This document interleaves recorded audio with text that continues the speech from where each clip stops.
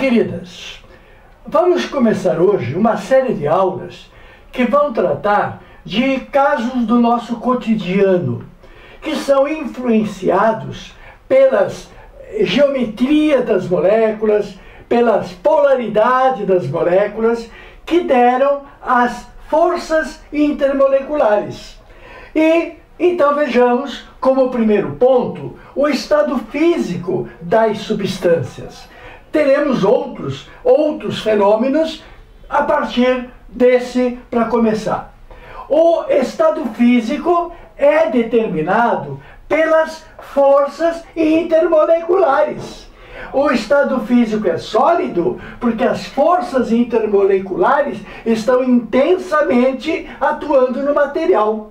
O estado físico é gasoso porque não há forças intermoleculares que as prendam. Então, há coesão e a expansão. O estado físico depende basicamente desses dois fatores, influenciados pela temperatura.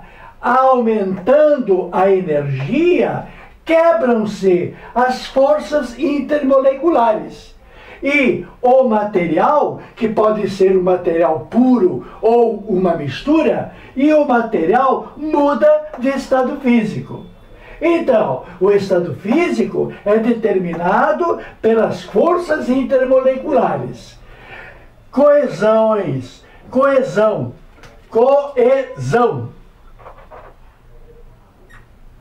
Coesão, estado sólido ou líquido. Não havendo coesão, estado gasoso. Aumentando a energia, quebram-se as forças intermoleculares e o material muda de estado físico. Então vamos dar uma passadinha novamente no nosso gráfico, onde temos o comportamento de uma substância pura feito a água. Ao aumentar a energia, dada a temperatura, na forma de energia térmica. Então nós temos a água no estado sólido e chega a um determinado ponto, que se chama ponto de fusão, a água sólida passa para o estado líquido. E o ponto de fusão na substância pura é um ponto determinado e estável, enquanto a mudança está ocorrendo. O que está acontecendo? Primeiro, a temperatura aumentou e quando chega no chamado calor de mudança de estado, o calor latente, esta quantidade de energia que é dada nesse tempo que passa, para que serve a energia que está sendo dada? Justamente para mudar o estado físico, para romper as forças intermoleculares. Aumentando a energia, na mudança de estado, nós vamos quebrar as forças intermoleculares e a água sólida, vulgarmente chamada gelo, passa para o estado líquido. E, aumentando mais a energia, vai chegar num outro ponto, que nós chamamos ponto de ebulição. É a passagem do estado líquido para o estado de vapor, ou gasoso, se você quiser, e mantém a temperatura. Esta energia que está sendo dada nesse intervalo de tempo, do início da ebulição até o fim da ebulição, por que a temperatura que é dada não se traduz em graus Celsius no termômetro do material? Porque a temperatura dada nesse intervalo é justamente para quebrar as ligações intermoleculares das moléculas no estado líquido. Aí passa para o estado de gás, livres de coesão, livres de forças intermoleculares. A mesma coisa posso dizer para uma mistura, como por exemplo, água salgada. Eu tenho cloreto de sódio aquoso, então é uma salmoura.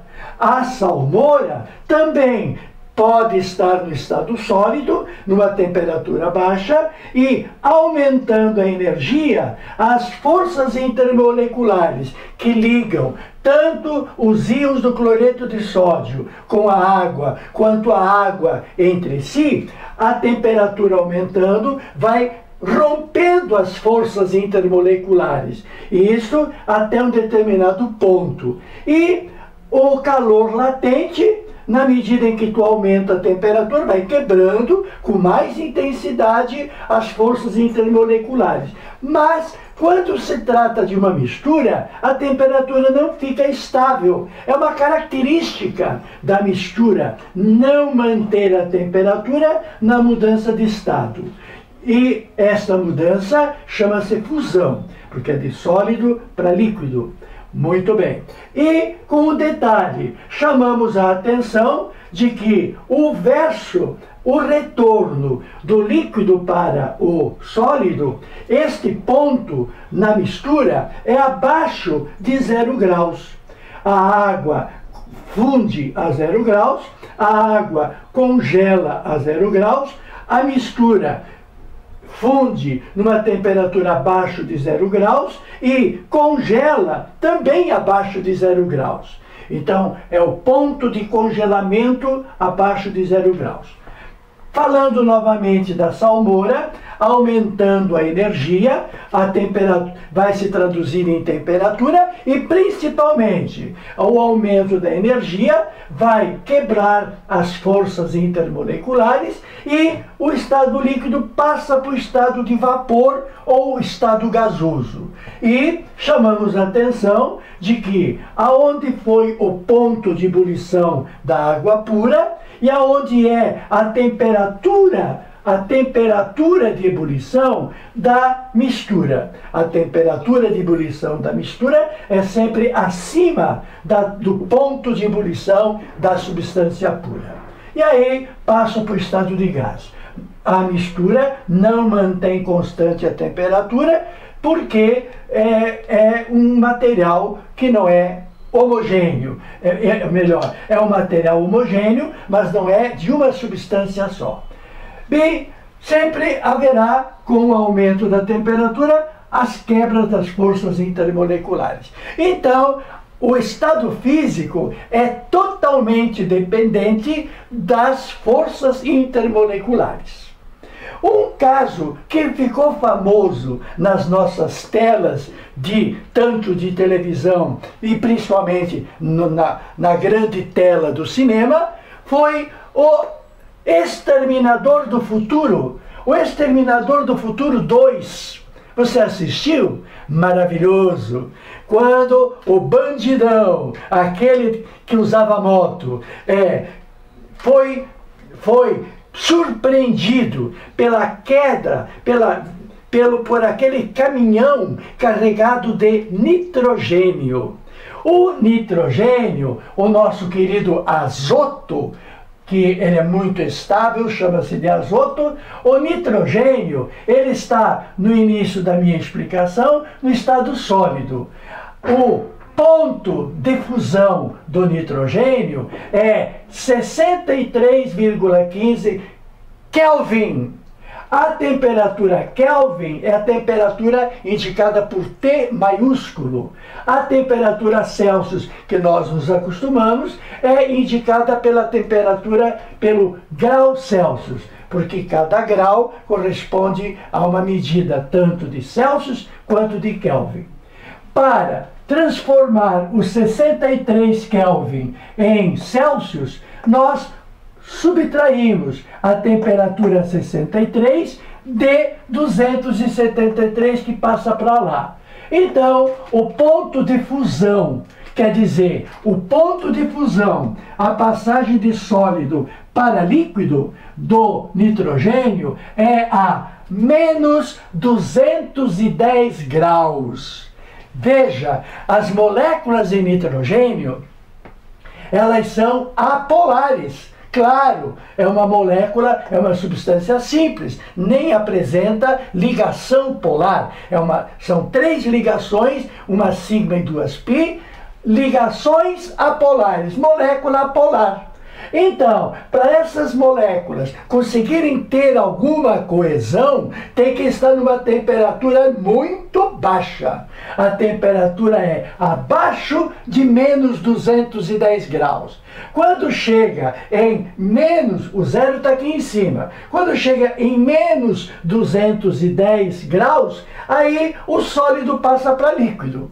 A temperatura nesta ordem passa o nitrogênio sólido para o estado líquido.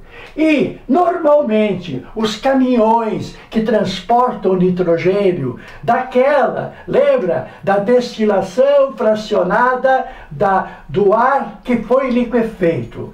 O ar liquefeito pode ser aquecido e aí começa a destilar.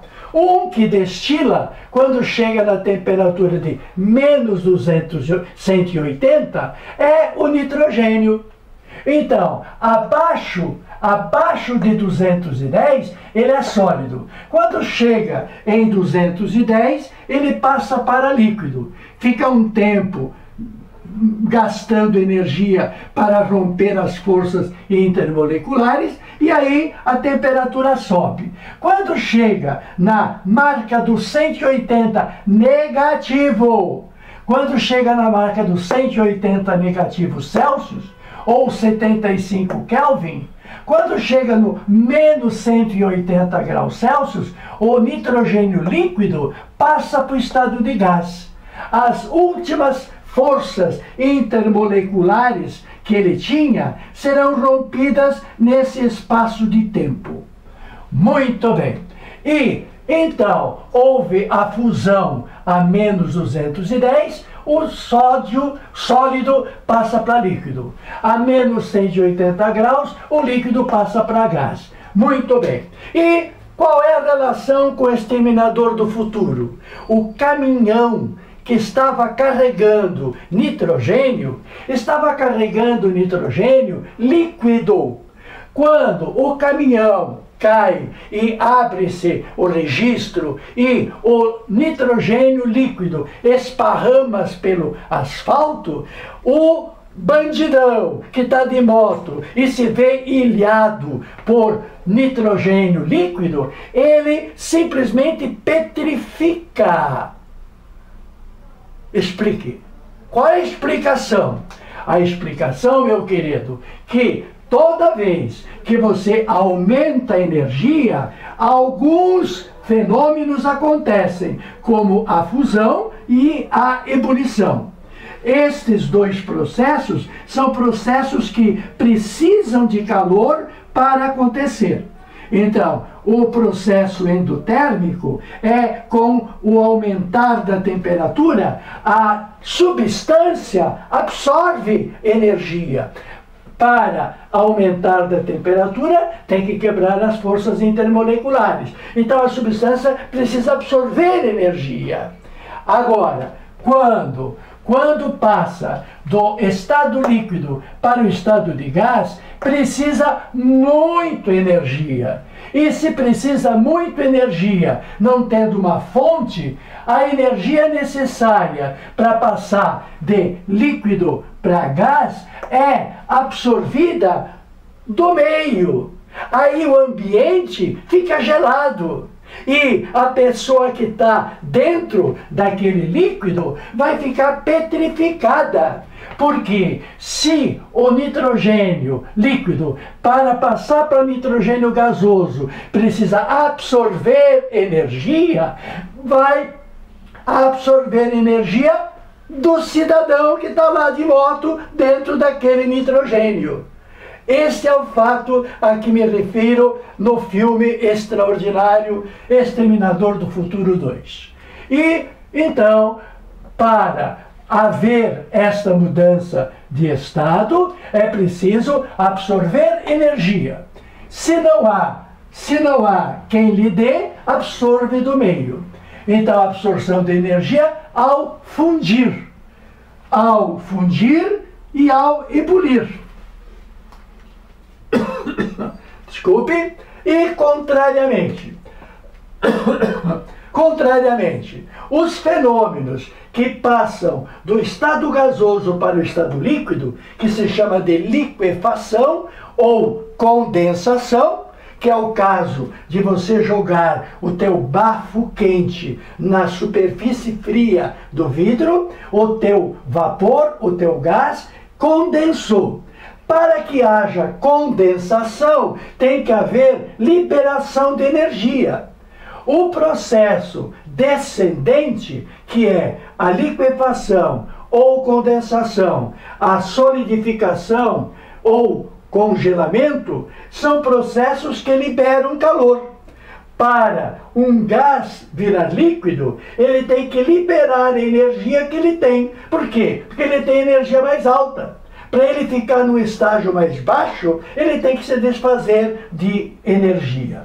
Então, estou dizendo que a mudança de estado de líquido para sólido para líquido para gás é um processo que absorve energia.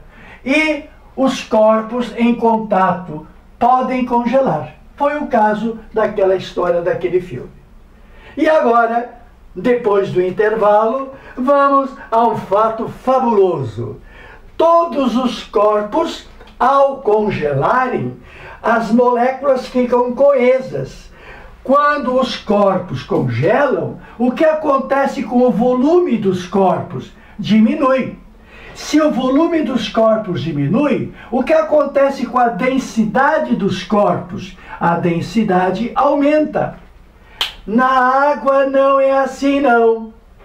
Na água haverá aumento do volume. Haverá aumento do volume da água e automaticamente a diminuição da densidade. E isto não é válido para a água. Por quê? Já veremos.